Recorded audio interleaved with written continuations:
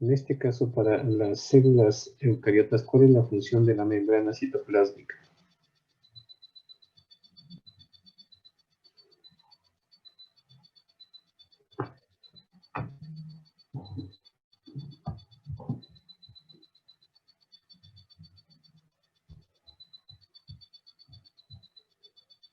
¿Por qué ya no se acuerdan desde ayer?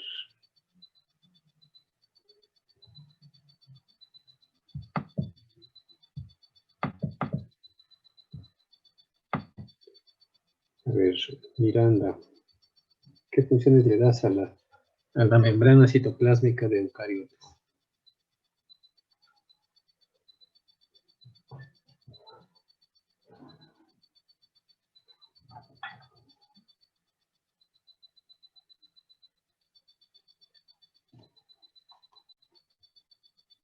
¿Sí estás, Miranda, o ya te fuiste?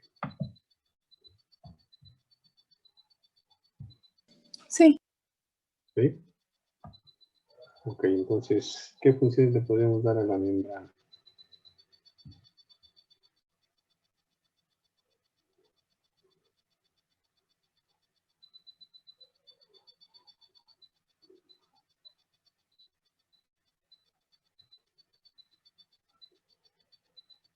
Para empezar, ¿qué es lo que hay dentro de la membrana? ¿O qué rodea la membrana?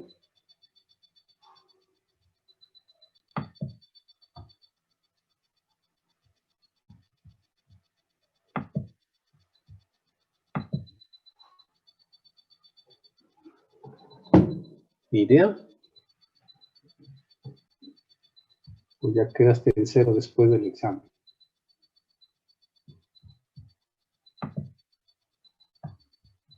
Bueno, pues la función de la membrana era que limitaba el contenido celular y también lo mantenía estable, ¿no?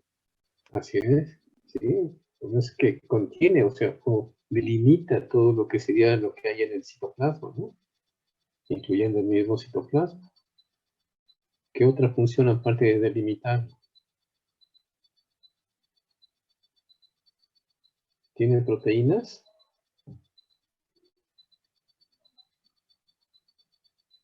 Si tiene Sí. proteínas, ¿para qué le servirían las proteínas?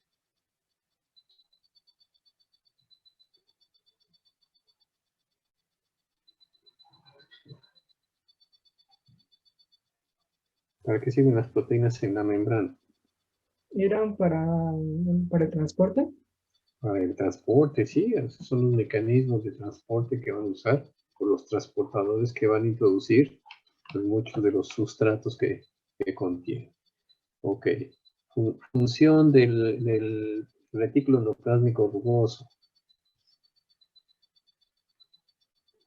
A ver, Sofía.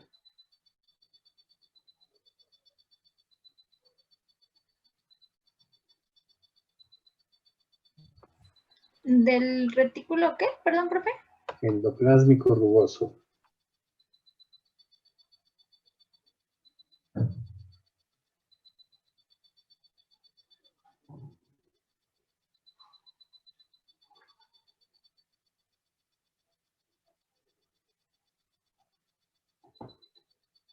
¿O por qué es rugoso? No puede prender mi micrófono.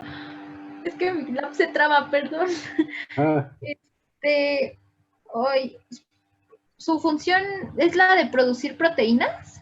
síntesis de proteínas. Sí, Eso lo hace junto con el ribosoma que tiene ahí pegado, ¿no? Y una vez que sintetiza la proteína, ¿qué otra función o qué le hace a la proteína? ¿Qué le hace a la proteína? ¿Sí? ¿La retiene ahí, en el retículo endoplásmico? No. No. Le va a hacer un pequeño cambio a la proteína para luego transferirla a otro lado. ¿Cuál sería ese pequeño cambio?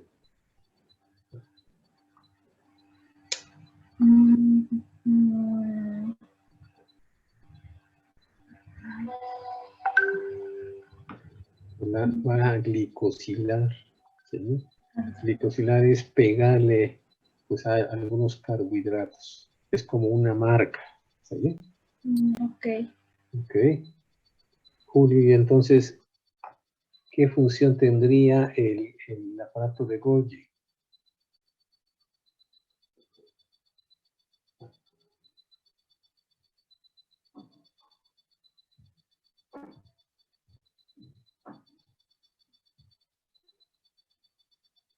Al menos una de las tantas que hace.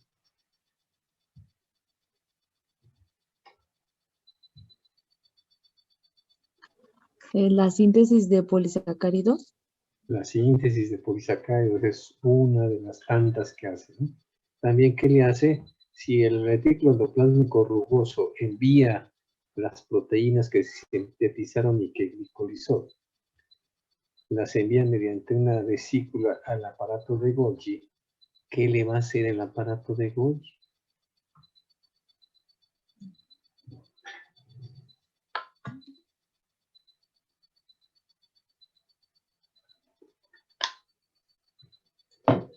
¿No se hace nada?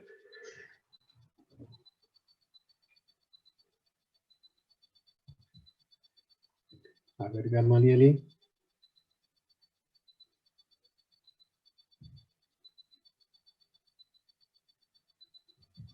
Pues genera nuevas vesículas, ¿no? Casi no oí. Si hablas un poquito más cerca del micrófono, puede que te oiga mejor.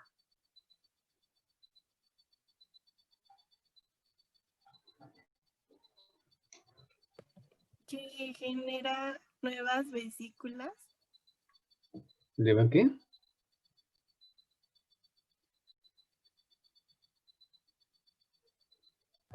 Que genera nuevas vesículas, dijo.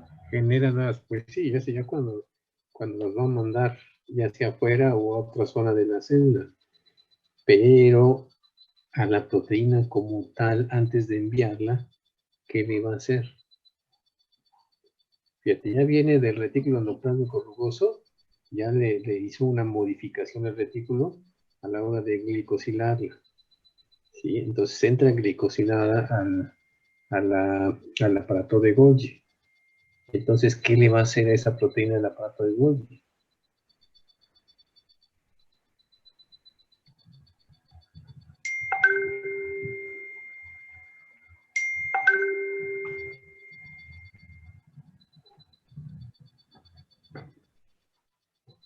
¿Qué te imaginas que le puede hacer? Si algo le hizo ya el retículo endoplásmico rugoso, ¿qué otra cosa le puede hacer el aparato de Golgi a la proteína?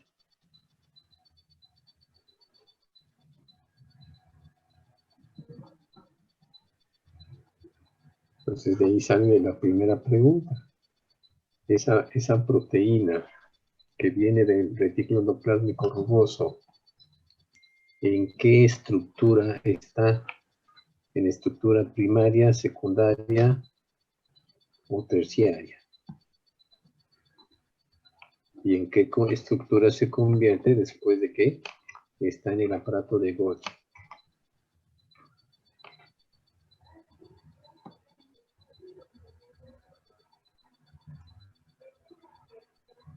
¿Intermedias? ¿Intermedia? Pues no, intermedia, o sería primaria, secundaria y terciaria o cuaternaria. ¿Secundaria? Secundaria, puede estar entre primaria y secundaria. ¿Por qué? Porque es una proteína que no está activa, no está en su estructura globular como casi siempre están todas las proteínas activas. Entonces, cuando llega al aparato de Golgi, el aparato de Golgi le pega a otros grupos funcionales para activarla, sobre todo si es una enzima. Entonces ahí ya sale activada y ahora sí, mediante la vesícula, la envía a donde tiene que actuar. ¿Vale? Entonces esa es la función del aparato de Golgi. Y luego por ahí vimos que aparte produce otro organelo el aparato de Golgi, el mismo aparato de Golgi. ¿Cuál sería, Daniela?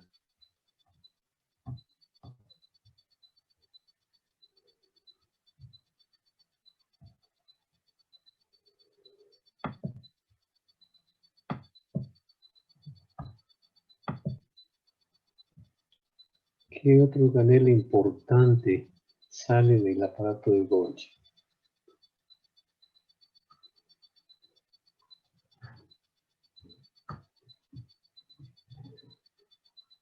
¿Son los lisosomas? ¿Qué? ¿Los lisosomas? Los lisosomos, sí.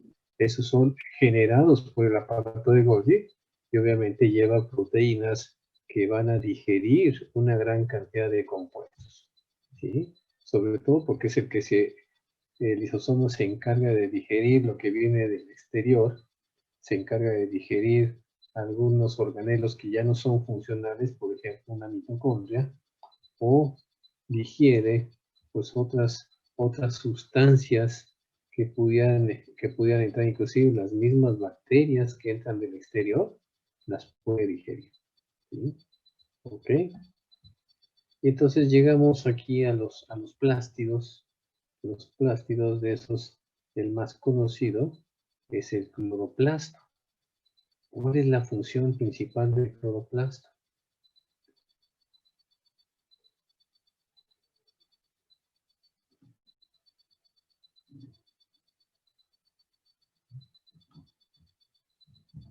¿Dónde se encuentran los cloroplastos? Hace la función de fijar el CO2. Alex, aquí ya me En una parte, esta sería la fase oscura. Y en la fase primaria, cuando capta los fotones de la luz, La ¿en qué los fotosíntesis. convierte? ¿En qué? La fotosíntesis. En hacer la fotosíntesis. Recuerden que en la fase luminosa, cuando capta los fotones, esos fotones los convierte en energía y ese es el proceso de fotosíntesis, que es pues prácticamente porque los cloroplastos se encuentran en las células vegetales. ¿Ok? Y entonces después de esto, pues también tenemos, bueno, ahí saldría la otra pregunta. ¿Cuáles de los organelos de la célula eucariota se teorizan que provienen de procariotas o que evolucionaron de procariotas? ¿Cuáles serían esos organelos?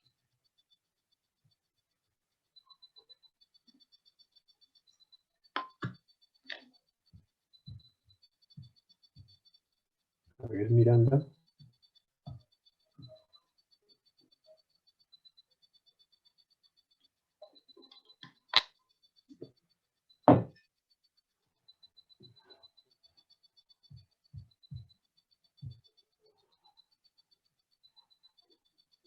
¿Cuáles podemos decir? Noelia.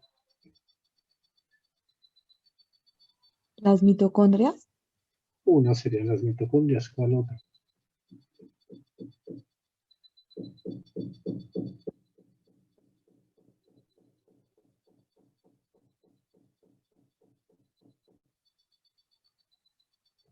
¿Cuál otro podría ser?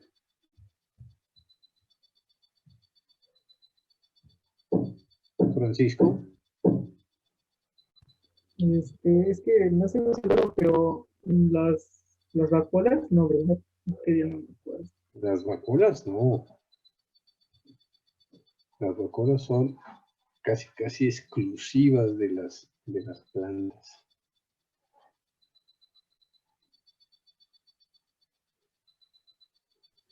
¿No son los cloroplastos?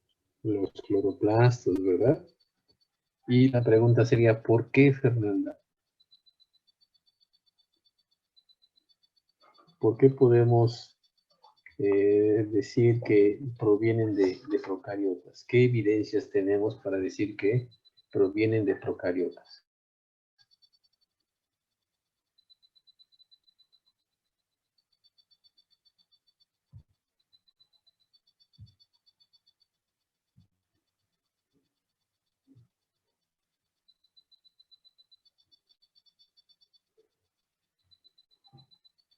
Al menos dime 3 evidencias. Y una ya la estamos viendo aquí en la diapositiva.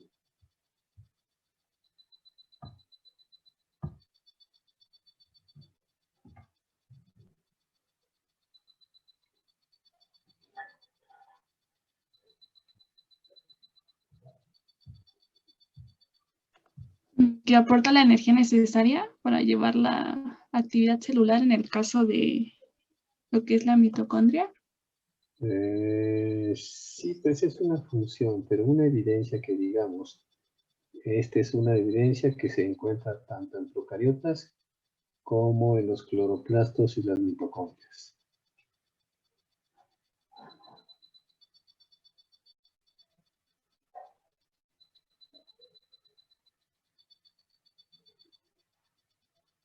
Ahí va un tip. ¿Todos los organelos tienen material genético? ¿Los organelos de la célula? No. ¿Cuáles?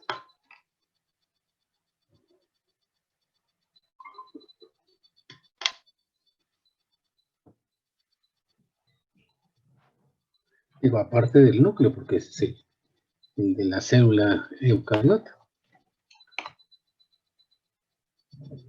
¿Qué organelos podemos ver? La mitocondria, La mitocondria, nada más. las vacuolas, No, las vacuolas no tienen ácido nucleico. ¿Cuál estamos viendo aquí en pantalla?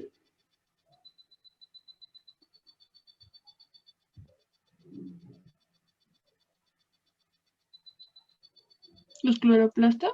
Los cloroplastos. Ve aquí cómo tienen su DNA. ¿Te acuerdas del cromosoma procariota?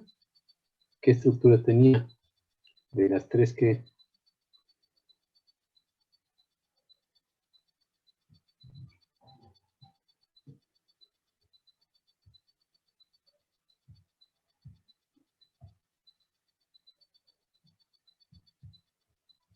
Pues tiene una estructura de las tres Cs, que es circular, covalentemente cerrado y compactado.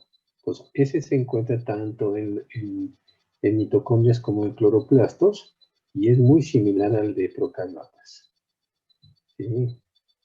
Otra evidencia, obviamente dentro de estos cloroplastos y mitocondrias, pues también se hace síntesis de proteínas, ¿no? ¿Quién hace la síntesis de proteínas aquí en estos dos organelos?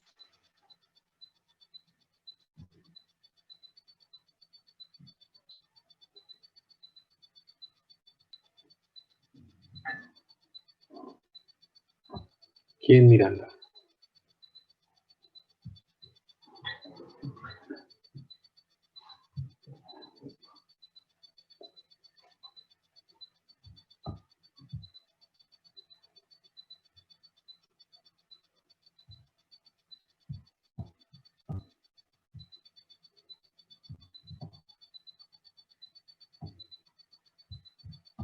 ¿Alguien más sabe? ¿No sabe?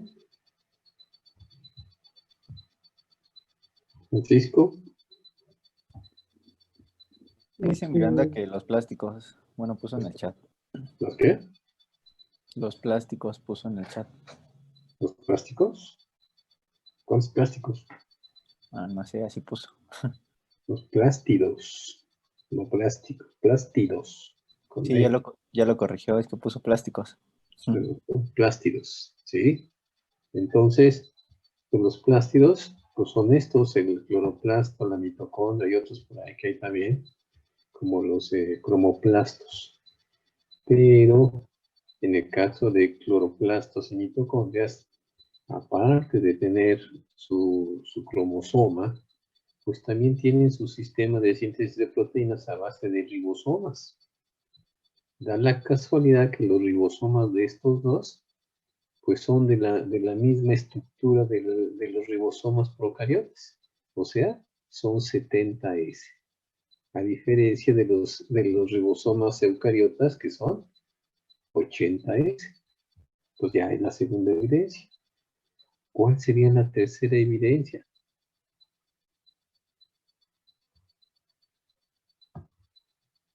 A ver, Gabriela, ¿cuál crees que podría ser la tercera evidencia?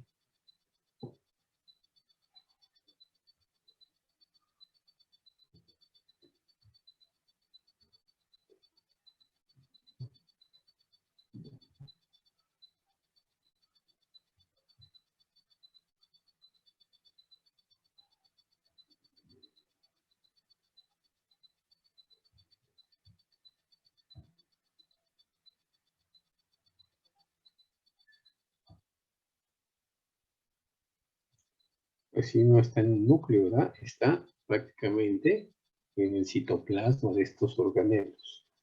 ¿Sí? Y esto puede ser también, la otra evidencia es el tamaño. ¿De qué tamaño es una mitocondria y un cloroplasto con respecto a los procariotas?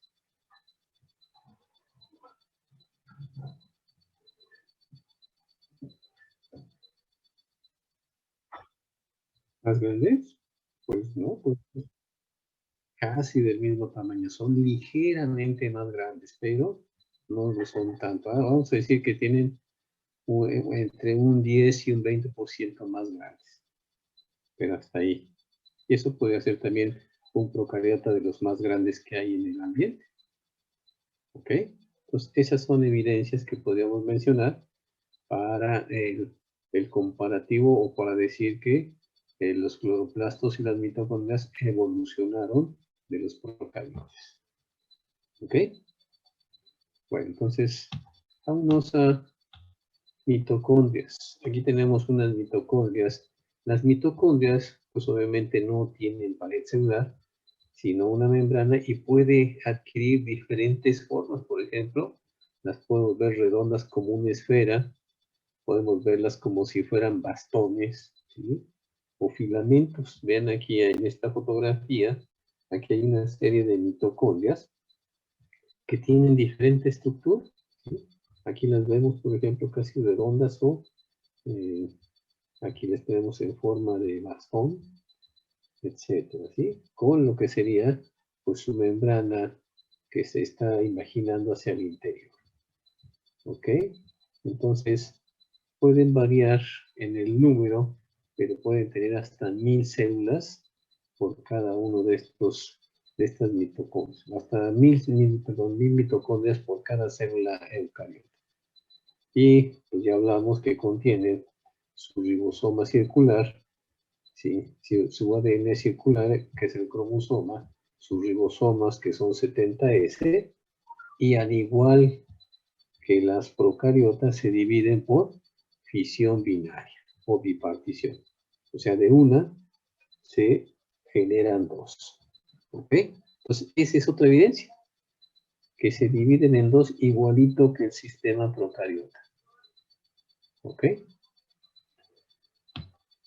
Aquí tendríamos una mitocondria. La mitocondria podemos decir que está compuesta interiormente de una matriz y de unas crestas, que es lo que estaríamos observando aquí. Aquí tenemos una mitocondria con lo que es su matriz y las crestas que son de membrana que se ha imaginado. Y están compuestas por una doble membrana. Una membrana interior que se encarga de hacer toda la actividad de la mitocondria y una membrana exterior que se encarga pues prácticamente de envolver prácticamente la mitocondria. ¿Sí? Okay. Entonces las mitocondrias tienen doble membrana. ¿Sí?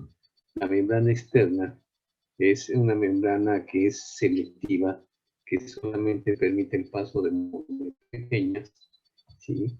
Y hablamos que tiene una matriz y unas crestas. En la matriz, que es de naturaleza coloidal, van a estar las enzimas del ciclo de Krebs, ¿sí? Conocido también como del ácido cítrico. Y en las crestas, que es en la imaginación de la membrana, una membrana interna, pues ocurren plegamientos que aumentan la superficie interna. En estas se encuentran transportadores de electrones y ATP sintetasa. Estos transportadores de electrones y la ATP sintetasa no es otra cosa más que la cadena respiratoria, ¿sí?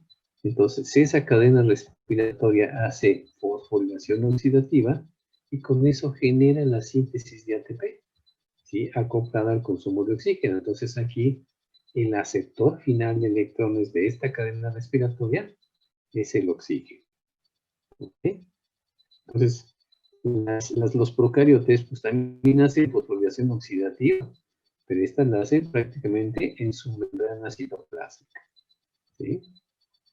¿No hay duda aquí? Ok. Entonces aquí tenemos la función principal de las mitocondrias, que es la respiración de tipo aeróbica, y con ello pues, oxidar los carbohidratos en presencia de oxígeno y realizar la síntesis de ATP. O sea, esta es la que principalmente tiene la función de generar la energía para la célula eucariota. ¿Sí?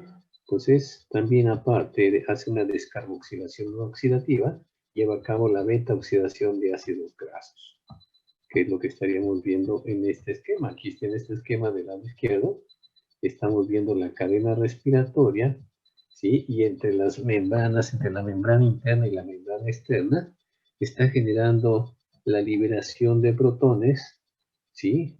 Para que más adelante está la ATP sintetasa, por ahí pasan los protones de regreso al citoplasma, generando el enlace energético entre ADP más fosfato para formar ATP.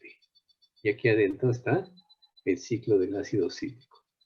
Importante que conozcan esto es que el proceso de glucólisis hasta piruvato está fuera de la mitocondria, está en el citoplasma de la eucariota. Y solamente ya como piruvato es como puede entrar, ¿sí? Porque es su forma más pequeña, puede entrar al citoplasma de la mitocondria e integrarse a lo que sería el ciclo del ácido cítrico o ciclo de Krebs. ¿Sí? Y entonces del lado derecho estamos viendo todo lo que ocurre con las macromoléculas que pueden entrar a la célula. Vean lo que son todos los carbohidratos, pues llegan hasta ácido pirúvico para entrar a la mitocondria.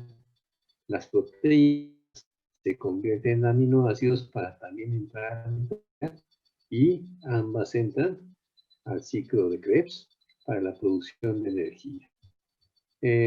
Algunos ácidos grasos, como todos son lípidos, los ácidos grasos van a entrar por beta oxidación a la mitocondria, lo mismo están generando energía. ¿Ok? Eso sería en cuanto a los plástidos y la mitocondria. El proteosoma. El proteosoma es un organelo que prácticamente es un complejo de enzimas proteolíticas que degradan a las proteínas en el citosol, sobre todo cuando ya no son funcionales. Entonces es como si fuera un barril. Dentro del barril van a existir una gran cantidad de enzimas. Entonces el cilindro formado por esas proteasas, pues tiene estas enzimas con sitios activos que se ubican en el interior de la cámara, en lo que sería ese barril. Y entonces actúan solamente sobre proteínas que han sido previamente marcadas. Y en este marcaje se llama que se pega una estructura llamada ubiquitina. La ubiquitina marca esas proteínas que ya están destinadas a ser degradadas. Si no tuviera la marca, pues simplemente no le pasa nada a la proteína, ¿sí? La función del autosoma es exactamente realizar la remoción de proteínas anómalas, ¿sí? Que ya no tienen funcionalidad. Pues forma parte o interviene en el control del ciclo celular, en la diferenciación celular, en el procesamiento de antígenos, ¿sí? Entonces todo esto lo lleva a cabo el proteosoma, sobre todo pues porque está degradando proteínas que ya no sirven, ¿sí? Y se relaciona en la deficiencia en este proteosoma, se relaciona con los procesos patológicos de Parkinson, de Alzheimer, de VIH y algunas enfermedades autoinmunes. ¿Vale? Entonces sí es importante el proteosoma.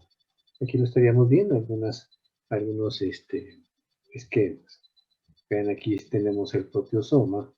Este proteosoma que parece en el interior están pegadas en la superficie interna las enzimas y tienen su sitio activo hacia el centro. De tal manera que cuando pasa alguna proteína aquí, pues las enzimas la reconocen por la ubiquitina y pues la van degradando. ¿Sí? Pero para que entre la proteína perfectamente marcada con ubiquitina, se une pues vamos a decirle un receptor que parece una pestaña, que ahí se introduce o se reconoce la ubiquitina y a partir de ahí empieza a penetrar la proteína no. ¿Sí? Ya después de que sale ahí, pues ya sale toda cortada, ya sin función. Y abajo tenemos qué es lo que es la ubiquitinización. Tenemos aquí esta proteína y pues se le pegó utilizando energía, se pega una ubiquitina y así hace varios procesos hasta que pues queda con una cola de ubiquitinas. Y esa es reconocida por el proteosomo. ¿Ok? Cilios y flagelos, ¿sí? Los cilios y flagelos en los eucariotas son dos estructuras que son de movimiento, ¿sí? Entonces estos en los eucariotas son similares en lo que sería su material de construcción, pero son diferentes por el largo que tienen. Los cilios son cortos y los flagelos son largos, ¿sí? Pero ambos tienen una distribución muy característica de los microtúbulos que la componen, que este se llama el modelo 9+2. ¿Sí? Este 9+2, pues quiere decir que son microtúbulos compuestos de tubulina que se ordenan aquí. Aquí tendríamos, por ejemplo, un corte de un cilio internamente. Vemos aquí prácticamente con lo que sería un par de microtúbulos y entonces forma 9 microtúbulos en la periferia. 1, 2, 3, 4, 5, 6, 7, 8, 9 pares de microtúbulos en la periferia, más dos centrales, que son individuales. ¿Sí? Entonces, ese es lo que significa el modelo 9+2 en el flagelo eucariota y también en el cilio. Nada más que la diferencia aquí, ya hablamos, que unos son más cortos y otros son más largos. Entonces, ¿queda claro cuál es el modelo 9+2? ¿Sí? Y que solamente se encuentra en células eucariotas. El flagelo procariote tiene una diferencia. Primero, el tipo de proteína que en el procariote es flagelina, y en este caso es tubulina. Y el flagelo procariote es helicoidal, y este no. Este es una serie de microtúbulos que van a lo largo de todo lo que sería el flagelo. ¿Okay?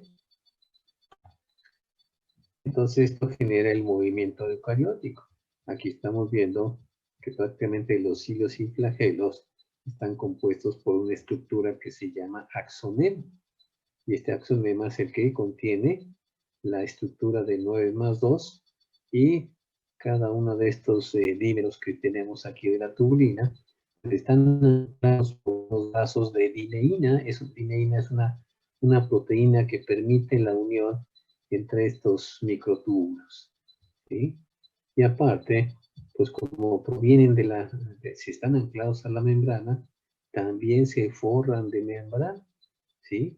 Prácticamente lo que sería la conexión del cuerpo basal y a partir de ahí también se va recubriendo de membrana, ¿sí? De la misma membrana citoplásmica. Entonces aquí tendríamos los flagelos y los cilios. Vean aquí un corte o una fotografía de microscopía electrónica, cómo se observan los 9 pares más 2 individuales en el centro. ¿Ok? Y aquí estamos viendo por lo que sería la estructura ya hecha en un esquema, donde estamos viendo los dobles microtúbulos y están unidos por estos brazos de dineína. ¿Sí? Y pues obviamente todo esto va también en el centro, esos microtúbulos centrales que corren a lo largo ya sea de todo el cilio o de todo el flagelo. ¿Vale? Y entonces pues todo esto que vemos aquí en la recubierta de membrana citoplásmica. ¿Ok? Entonces los cilios, y bueno, principalmente los flagelos, para que se puedan mover, utilizan un movimiento tensional para que pueda hacer la curvatura, como estamos viendo del lado izquierdo, la curvatura del flagelo, pues obviamente tiene que tener la flexibilidad de poder recortar el tamaño de uno de los pares de tubulina cuando se va hacia un lado y alargar el otro par de tubulina que está en el lado contrario, ¿sí? ¿Cómo hace esto? Con este modelo, ¿sí? Entonces hacen un desplazamiento tanto de los cilios como de los flagelos, de tal manera que se sobrelapan uno sobre otro como si fuera un telescopio, ¿sí? Vean aquí, y tenemos la dineína, ese es el microtúbulo con las proteínas de dineína, pero para recortarse, vean cómo se sobrelapa uno sobre otro. Esto es cuando está de un lado corto. Si está del lado largo, entonces se dejan de sobrelapar y entonces el microtúbulo se estira, que es lo que estaríamos viendo aquí. Cuando está el lado corto, ¿sí? Este sería, por ejemplo, el lado corto, estaría haciendo este tipo de sobrelapamiento sobre la misma estructura. ¿Ok? Y pues los brazos de dineína pueden ser flexibles, van recorriendo totalmente los microtúbulos, pero no está totalmente fijo, sino es como si fuera como una pinza, pero que corre a lo largo del microtúbulo para darle movimiento al flagelo. Y entonces, si viéramos el movimiento, en el caso de cilios y flagelos eucariotas son diferentes. Vean, el flagelo genera un movimiento de propela, con una propela de barco. Sin embargo, los cilios, ¿sí?, tienen movimiento de tipo de latigazo, ¿sí? Es un movimiento pues, prácticamente de mayor diámetro que lo que sería el movimiento del flagelo eucariota. ¿Dudas hasta aquí de lo que sería la célula eucariota? Bueno, vamos a ver la diferencia que hay ahora del flujo de la información genética en eucariotas, ¿sí? Igualmente, pues obedece también al dogma central de la biología molecular. Por lo tanto, pues va a haber replicación tanto del DNA como del RNA y la traducción en proteínas en estas moléculas.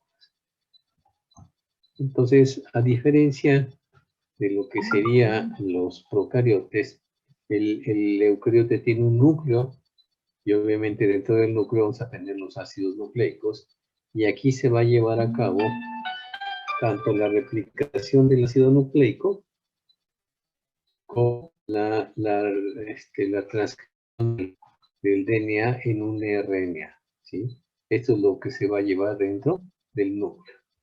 Y por fuera estarían aquí los ribosomas esperando a que salga el RNA mensajero para poder empezar a hacer la síntesis de proteínas, ¿sí? Aquí no está como en procariotes, que todo está en el citoplasma y se hace una traducción acoplada. Aquí no se puede porque está separado el proceso, ¿sí?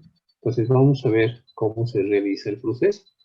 Aquí estamos viendo con lo que sería un inicio ya después de que se va a transferir la información genética hacia lo que sería un RNA mensajero, ¿sí? Entonces aquí estamos viendo pues el inicio, cuando se abre una horquilla de transcripción donde se toma una cadena como molde y se empieza a rellenar la otra cadena, pero con lo que sería un RNA mensajero donde toma la lectura de la timina y la convierte en un uracilo, ¿sí?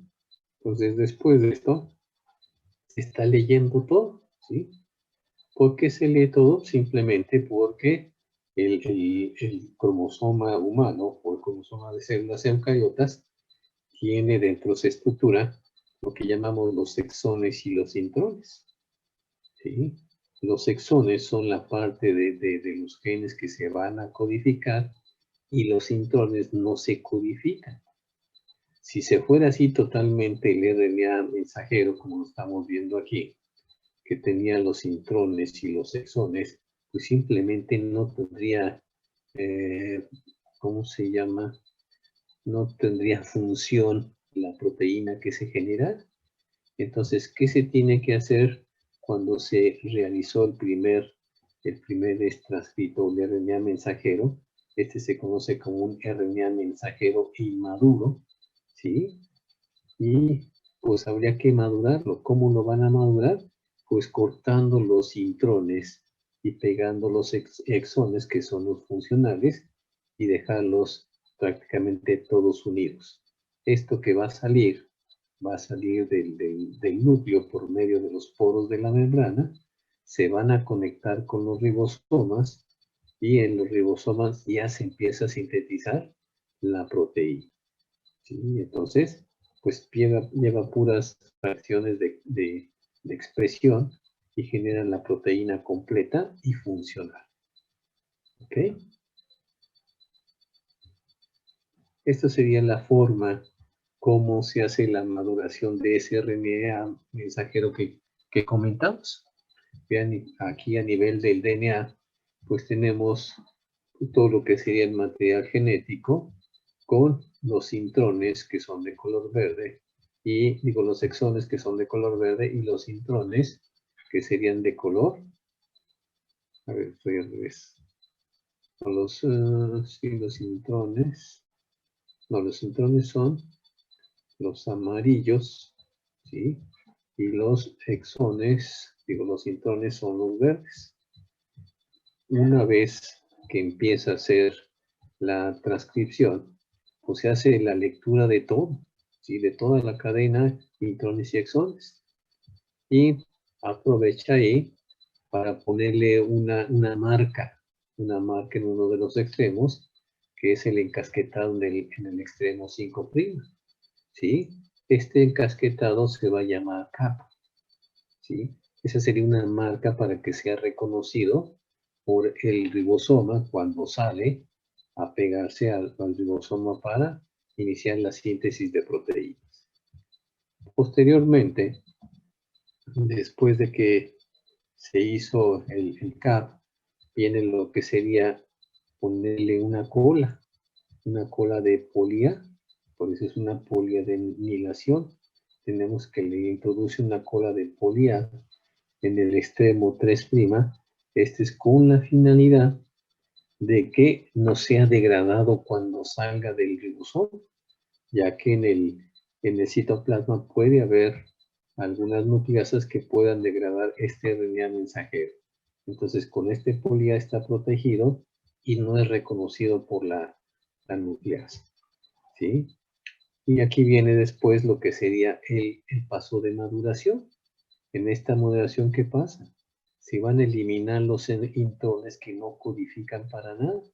¿Sí? ¿Cómo se eliminan? Pues simplemente llegan unas proteínas que son ribonucleoproteínas que se pegan a donde está la zona del intrón, formando lo que le llaman el espliciosoma. ¿Sí? Es como una asa que se forma con estas proteínas y permite el corte y la unión entre los exones que quedan. De tal manera que este intrón se corta, se liberan las proteínas y ya tenemos el RNA maduro con los puros exones. Entonces ya maduro y protegido por el CAP y protegido el otro lado, el otro extremo por el poliar, sale al citoplasma a enfrentarse o a unirse con los ribosomas y empezarse a traducir en una proteína. ¿Sí? Entonces, ¿cómo lo vimos nosotros en eucariotas? Pues muy sencillo, salía todo porque todo se consideraba que eran exones. En este caso, tendríamos que hacer una maduración del RNA mensajero. ¿Ok? Entonces, ¿No hay preguntas sobre esta maduración del RNA mensajero? Entonces ocurre, esta es una diferencia importante entre las células eucariotas y las células procariotas. ¿Sí? Entonces después pues ya se va a la síntesis de proteínas. Esto es un paso prácticamente igual. Solamente hay una excepción. ¿Cuál sería la excepción? El aminoácido que va a servir de inicio. ¿Sí? ¿Cuál es el aminoácido de inicio? Pues en este caso es la metionina. ¿Cuál es el aminoácido de inicio en procariotas?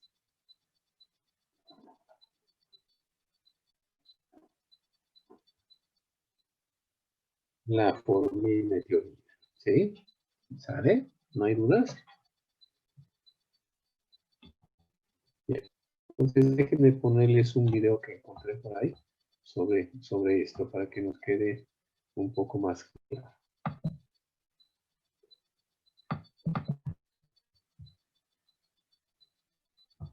Déjenme dejar de compartir esto. Okay.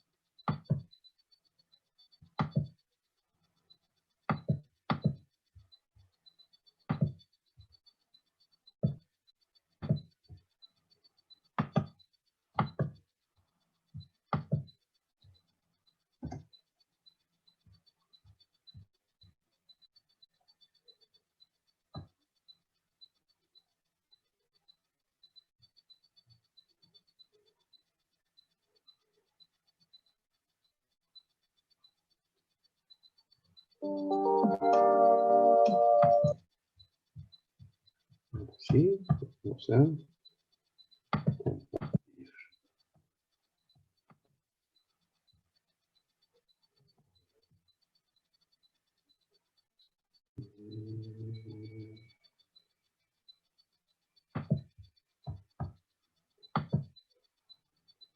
Ok.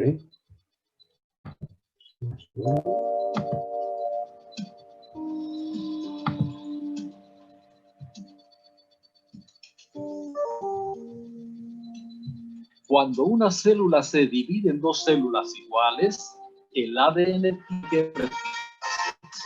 La replicación es el proceso de copia de una molécula de ADN que resulta en dos moléculas de ADN exactamente iguales. En la replicación, cada una de las cadenas de la doble hélice sirve de molde para sintetizar la cadena complementaria. Es común denominar a este proceso como replicación semiconservativa, pues cada molécula de ADN resultante posee una cadena antigua y una nueva. La replicación se realiza en tres etapas: iniciación, elongación y terminación. La iniciación consiste en formar una burbuja de replicación cuyos extremos son dos horquillas mediante el siguiente proceso. 1. Las proteínas iniciadoras localizan el sitio denominado origen de replicación, que consiste en una secuencia abundante en adenina y timina, y se unen a él. En procariontes hay solamente un origen de replicación en el cromosoma circular. En eucariontes hay muchos orígenes de replicación a lo largo de los cromosomas lineales. 2. Las enzimas helicasas separan a las cadenas de ADN y avanzan en ambos sentidos por la doble hélice, rompiendo los puentes de hidrógeno que mantienen unidas a las cadenas. 3.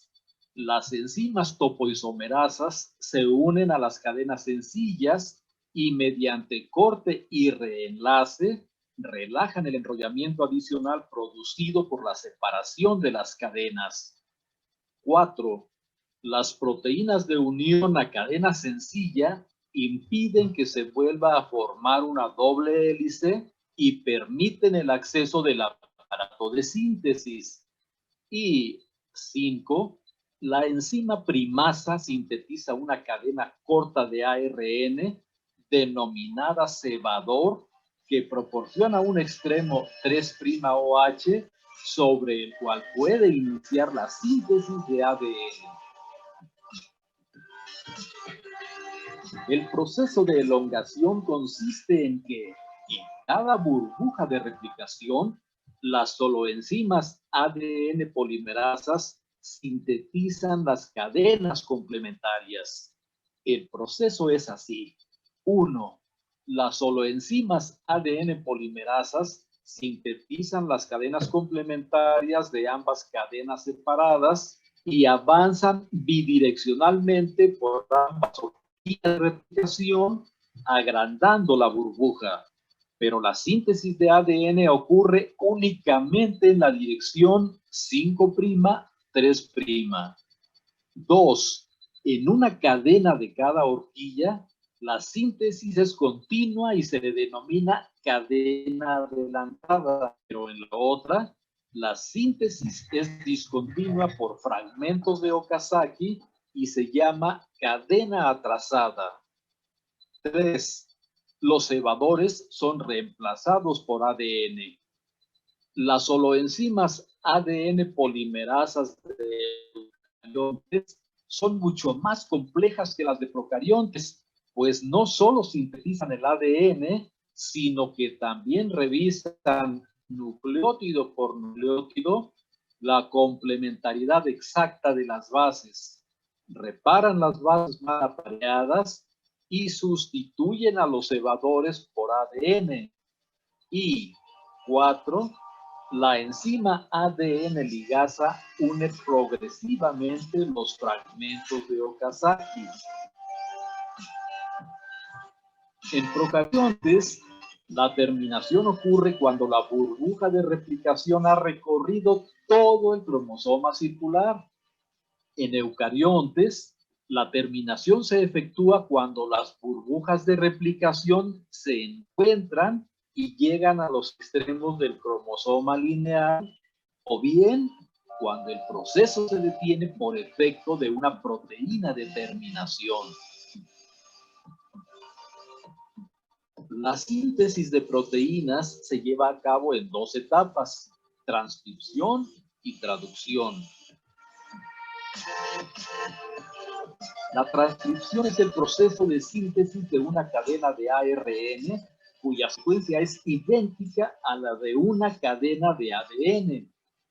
El ADN es la molécula que contiene la información genética de los seres vivos.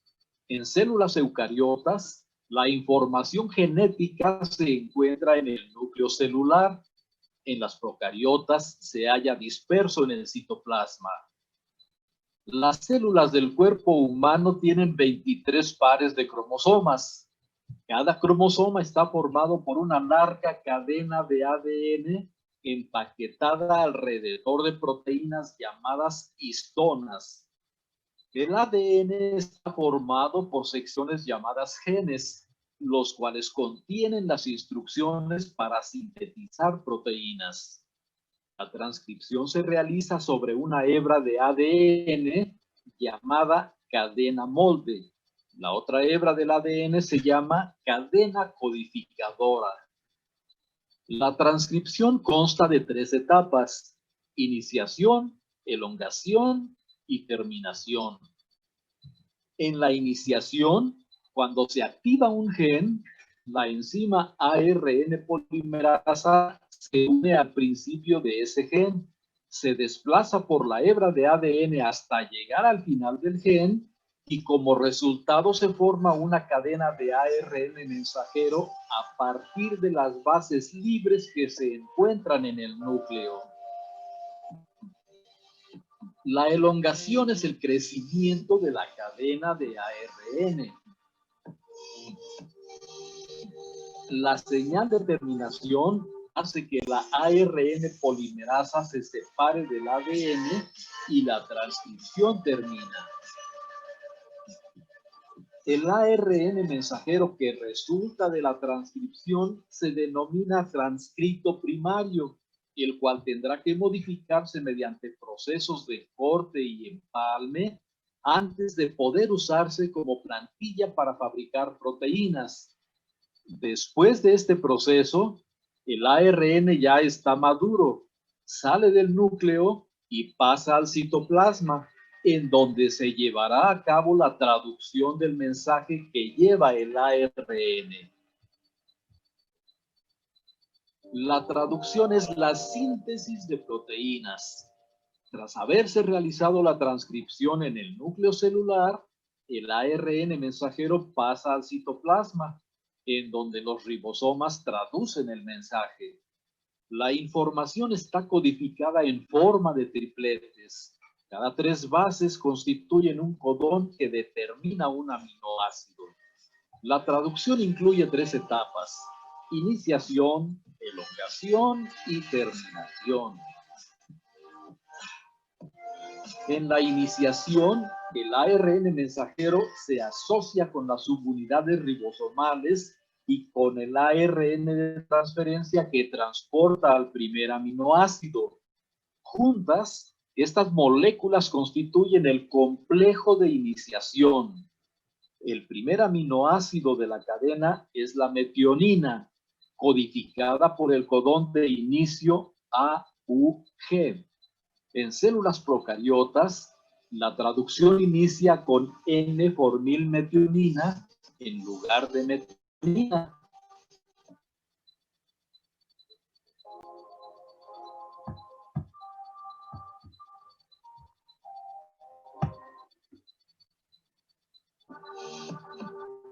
La elongación incluye 3 etapas. La reconocimiento del codón. El codón que se leerá se coloca en el sitio A del ribosoma y se une al ARN de transferencia entrante, que tiene el anticodón complementario. Segunda, formación del enlace peptídico. Se forma un enlace peptídico entre el aminoácido nuevo, que está unido al ARNP del sitio A, y el aminoácido añadido previamente, que se encuentra unido al ARNP del sitio P ribosomal. Y tercera, translocación. El ribosoma avanza un codón en el ARNM y desplaza del sitio A al sitio P al ARNP que lleva la cadena de aminoácidos. Al mismo tiempo, el ARNP descargado pasa del sitio P al sitio E, por donde sale del ribosoma.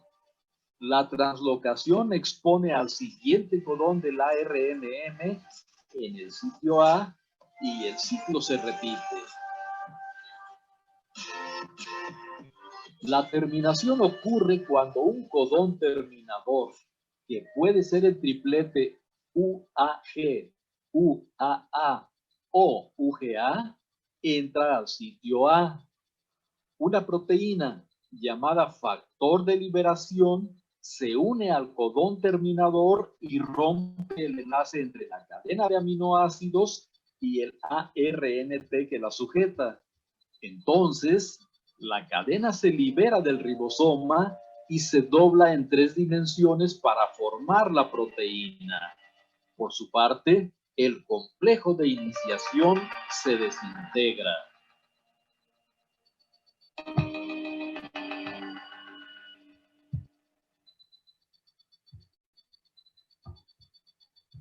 Afirmativa.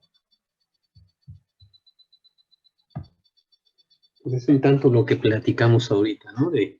Sobre lo que es la replicación, pero me interesaba más que vieran la parte de la transcripción, de cómo se empieza a hacer un RNA mensajero primario o inmaduro, para luego madurarse quitando, pues prácticamente los intrones que no codifican para nada. Ok, espero que les haya quedado un poquito más claro toda esta parte de replicación, transcripción y traducción en células eucariotas. Ok, ¿sí? Ok, entonces, por hoy ya los dejo descansar y nos estamos viendo el próximo lunes. ¿Ok? Gracias a Sí, profesor, ustedes. muchas gracias.